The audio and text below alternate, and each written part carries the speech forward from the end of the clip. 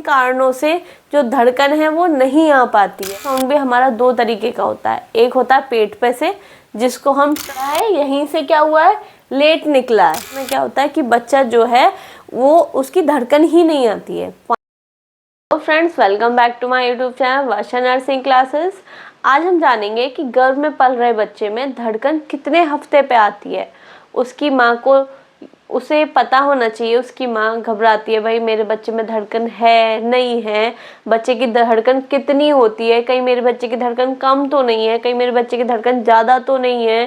ठीक है, अब कोई कोई बोलता है कि भाई बच्चे की धड़कन, मान लो आपने अल्ट्रासाउंड कराया, ठीक है, 6 हफ्ते पे 7 हफ्ते पे, तो कभी कभी ऐसा होता है कि धड़कन नहीं भी आती है। ठीक है, तो वो किस वजह से नहीं आती है वो भी पता होना चाहिए। तो बहुत सी गर्भवती महिलाएं जो हैं वो परेशान हो जाती हैं। तो उन सब के प्रश्नों के आंसर के लिए आज हमने ये वीडियो बनाई है। इस वीडियो में हम डिटेल से बताएंगे कि बच्चे की जो धड़कन है वो कितने हफ्ते पे आनी चाहिए। अगर इतने हफ्ते, मतलब मान लीजिए जो बच्चे की धड़कन है वो 5 से 6 हफ्ते के बीच में आ जानी चाहिए। 5 से 6 हफ्ते कब? जब से मान लीजिए आप कंफर्म करती हैं। कंफर्म कब करती हैं? जब आपकी अगली जो डेट है, जो मेंस्ट्रुअल पीरियड है, जो मासिक धर्म है, नहीं आता है, जब तो आप प्रेगनेंसी के टेस्ट करते हो ना।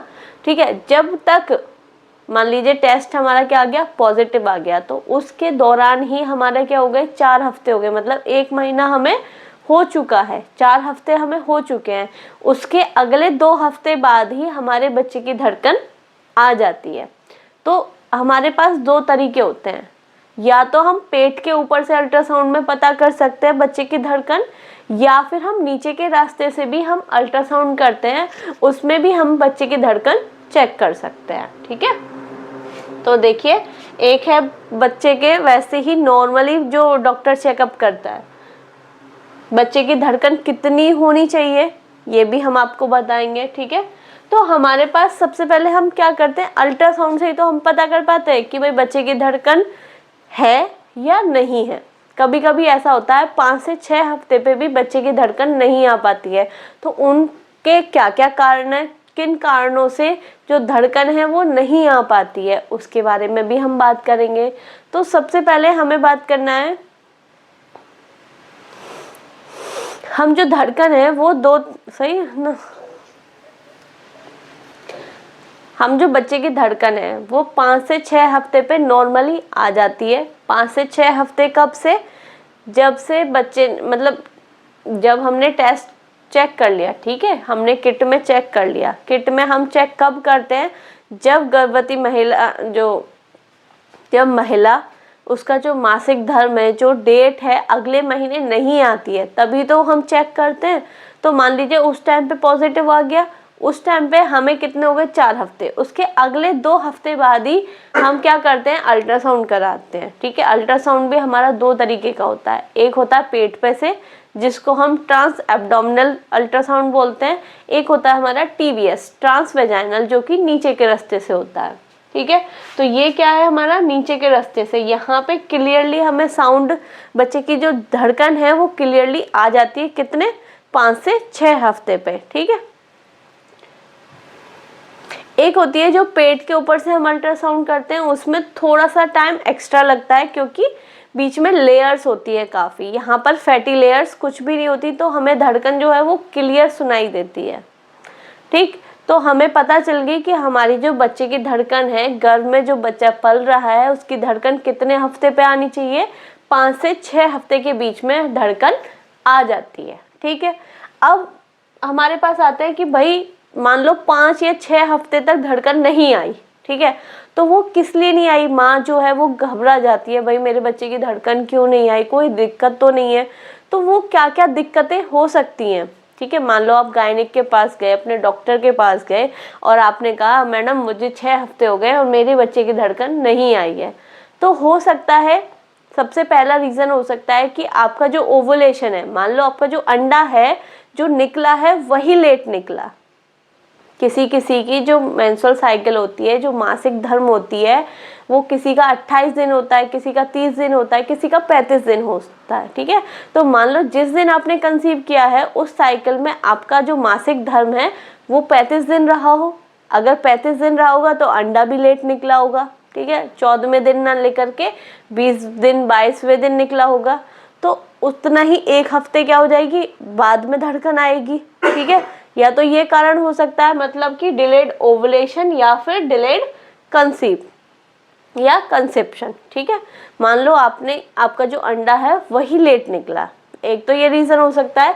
तो इस केस में हम क्या करते हैं, पेशेंट को हम एक हफ्ते बाद बुलाते हैं, ठीक है। एक हफ्ते बाद दोबारा से हम अल्ट्रासाउंड करते हैं उसका, ठीक है। उसमें चेक करते हैं, क्योंकि जो डिलेड अंडा अगर लेट निकला है तो धड़कन भी एक हफ्ते लेट आएगी, तो उसमें हम चेक करते हैं कि धड़कन है या नहीं है, ठीक है।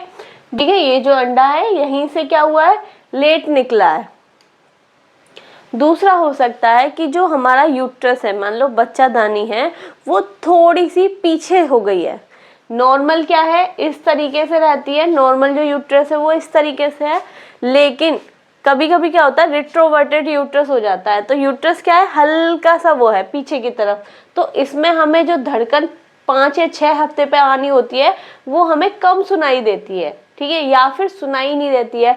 तो इस केस में भी हम पेशेंट को क्या करते हैं, एक हफ्ते बाद बुलाते हैं, तब हमें थोड़ा क्लियर साउंड देखने को मिलता है, ठीक है। या और क्या हो सकता है, मिस्ड अबॉर्शन। मिस्ड अबॉर्शन में क्या होता है कि बच्चा जो है वो उसकी धड़कन ही नहीं आती है, 5 हफ्ते हो जाए, चाहे 6 हफ्ते हो जाए, चाहे 7 हफ्ते हो जाते हैं, उसमें बच्चे की धड़कन ही नहीं आती है, वो अंदर ही अंदर क्या हो जाता है, खत्म हो गया होता है। तो उस केस को हम क्या बोलते हैं, मिस्ड अबॉर्शन।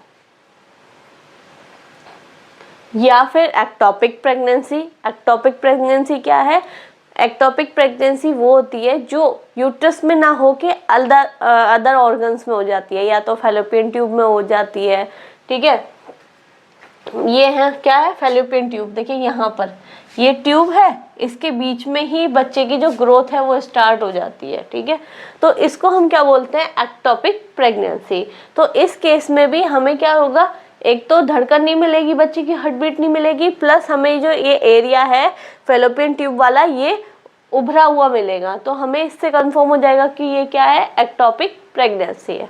कभी गर्भवती महिलाएं जो है वो घबरा जाती है, हमारे बच्चे की धड़कन कितनी होनी चाहिए, है ना भाई, पता होना चाहिए नॉर्मली। तो 9 वीक तक बच्चे की धड़कन कितनी आती है हमारी, 80 से 110 पर बीट्स पर मिनट।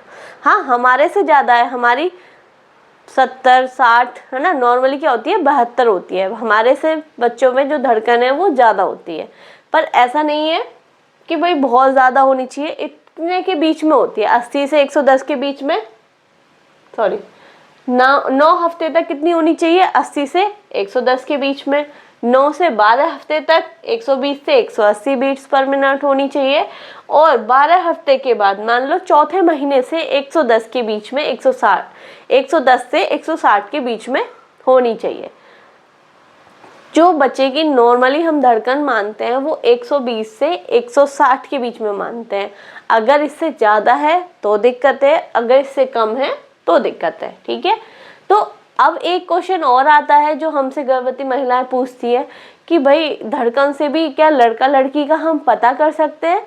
तो ऐसा नहीं है, धड़कन के बेस पे हम पता नहीं कर सकते कि भाई लड़का है या लड़की है। अगर वो चाहे वो लड़का हो चाहे वो लड़की हो, अगर 9 हफ्ते तक है तो उसकी धड़कन 80 से 110 के बीच में ही आएगी, ठीक है।